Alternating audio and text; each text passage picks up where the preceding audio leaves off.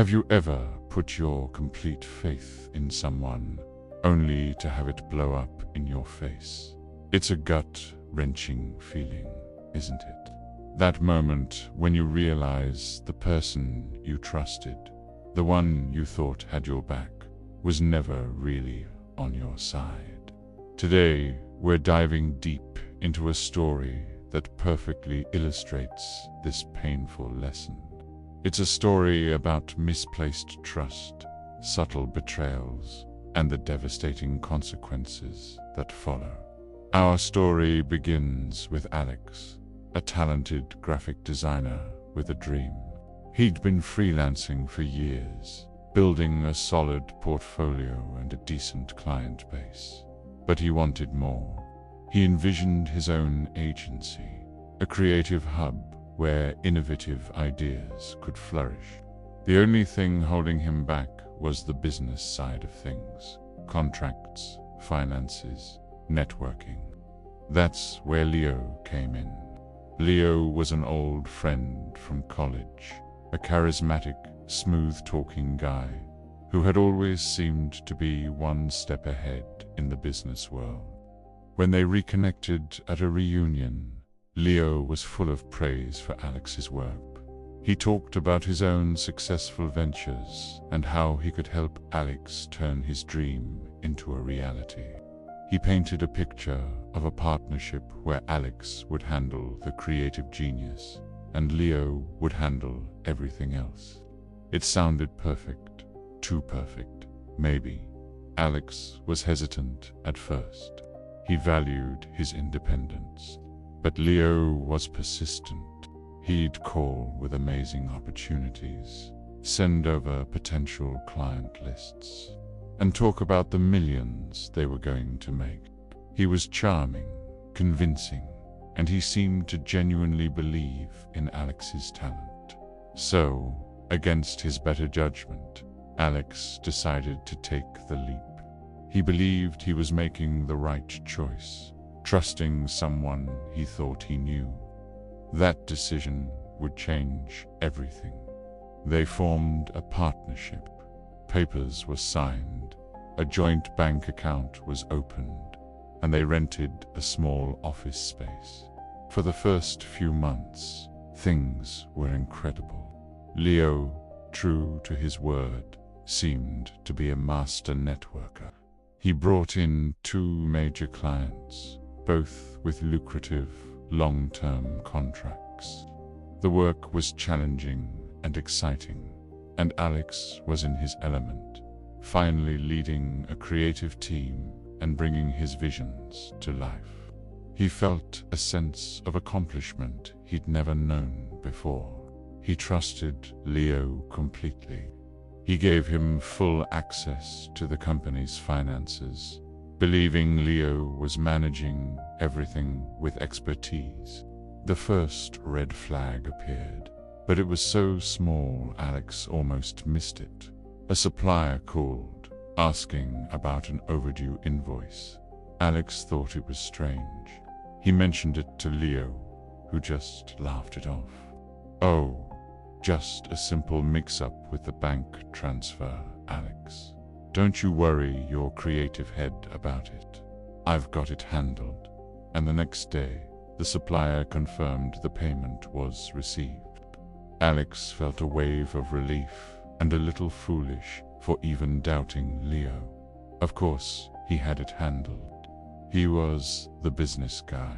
But then, more mix-ups started happening. A freelance animator mentioned he was paid late. A software subscription lapsed because of a credit card issue. Each time, Leo had a plausible, reassuring explanation. He was so calm, so confident, that he made Alex feel like he was overreacting. "We're a startup, Alex. These little bumps are part of the journey. You focus on making beautiful things. I'll smooth out the road." Alex wanted to believe him. He was so busy with the creative work, so thrilled with the projects they were landing, that he pushed his doubts aside. He chose to trust.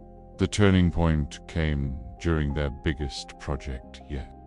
They had landed a huge rebranding campaign for a national beverage company. It was the kind of project that could put their agency on the map. The deadline was tight, and the team was working around the clock. The client had paid a hefty 50% deposit upfront, which was meant to cover all production costs, freelancer fees, and equipment rentals.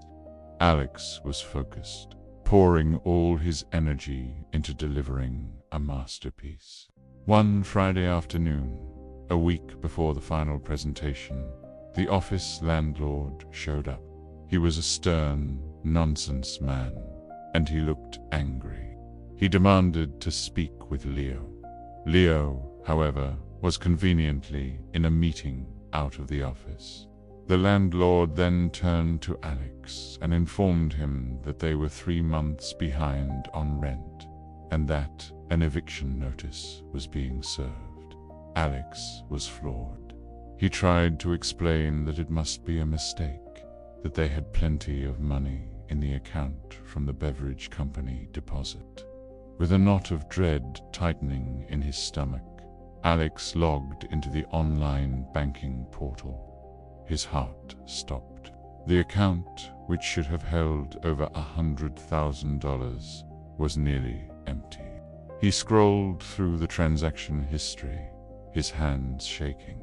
He saw a series of large, unexplained withdrawals, transfers to accounts he didn't recognize, all of them authorized by Leo.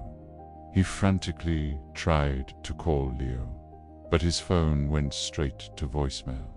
He called again and again. Nothing. He sent texts. No reply. The reality hit him like a physical blow. Leo was gone, and he had taken everything with him. The deposit, the operating funds, all of it. The fallout was catastrophic. Alex had to face the landlord, the unpaid suppliers, and his own team, who hadn't been paid their last salary. He had to call the big client and tell them the project couldn't be completed, a conversation that shattered his professional reputation. The dream agency he had built was a house of cards, and it had just collapsed. He was not only broke, he was in debt, and worst of all, he felt like a complete fool. How could he have been so blind? Looking back, all the signs were there. The small lies, the constant reassurances, the way Leo always kept him away from the financial details. Leo hadn't just stolen money. He had stolen Alex's dream, his confidence, and his ability to trust. The betrayal cut deeper than any financial loss. This was someone he had known for years, someone he had considered a friend. The weeks that followed were a blur of shame and despair. Alex had to close the office, let go of his talented team, and face a mountain of legal and financial problems. He felt isolated and defeated. But in the midst of that darkness, something shifted. It started with a call from one of his former designers, just checking in on him. Then another. Then an old freelance client reached out, having heard what happened, and offered him a small project. Slowly, painstakingly, Alex began to rebuild. But he did it differently this time. He took a course on small business management. He learned how to read a balance sheet, how to draft a contract, how to manage his own finances. He started his company again, but this time it was just him. He was smaller, but he was smarter. He was in complete control. He learned that trust isn't something you give away freely. It's something that must be earned, verified, and respected. This story is a harsh reminder that not everyone who seems like a friend has your best interests at heart. It teaches us the importance of due diligence, of paying attention to those little red flags, and of never handing over complete control of your dreams to someone else. Alex's mistake wasn't his ambition. It was his blind faith. He trusted the wrong person, and it nearly cost him everything. But he survived, he learned, and he came back stronger. His story is a powerful lesson in resilience and the hard-won wisdom that comes from betrayal. So, what do you think? Have you ever been in a situation where your trust was broken? Share your experiences in the comments below. It's by sharing these stories that we can all learn to be a little more careful, a little wiser. Thanks for watching, and if this story resonated with you, please like, share, and subscribe for more content just like this. See you next time.